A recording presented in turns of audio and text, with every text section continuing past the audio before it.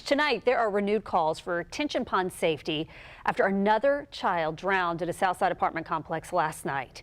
A missing persons call to the Jacksonville Sheriff's Office turned into the recovery mission when they found a little girl in a pond at Paradise Island apartment homes.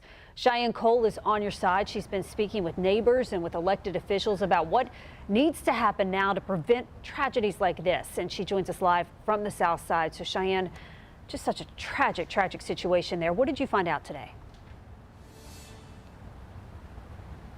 Absolutely heartbreaking, Heather. The girl drowned in a large retention pond with no fence or barriers, only a warning sign that said no swimming or wading. And one neighbor told me she felt that it was ironic that there was a fenced-in swimming pool right next to that retention pond. First responders performed CPR on the girl, but she died at the hospital.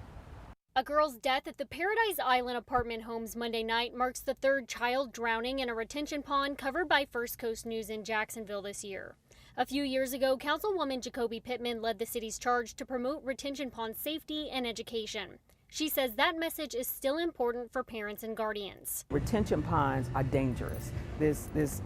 You're not supposed to use it for recreational activities at all. The Jacksonville Sheriff's Office hasn't revealed how old the girl who drowned Monday night was, but we know a 2-year-old and a 4-year-old lost their lives in 2023 to retention ponds.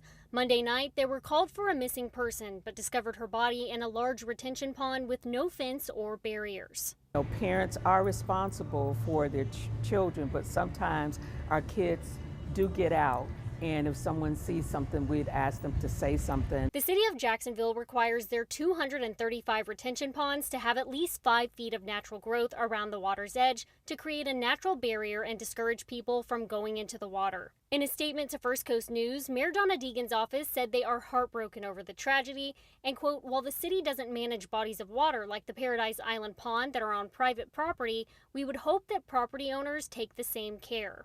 One neighbor says she hopes the complex will take steps to address safety issues related to the pond and put a barrier up. This is a very bad tragedy, and I would never want this to happen again. So hopefully this will make them see that they need a fence around there.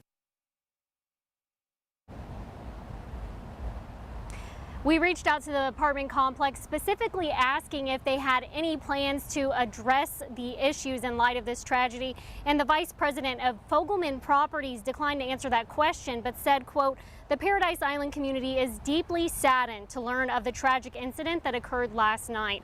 Our focus is to support the family, our community, and the investigation. Reporting live in Jacksonville, Cheyenne Cole, First Coast News, on your side.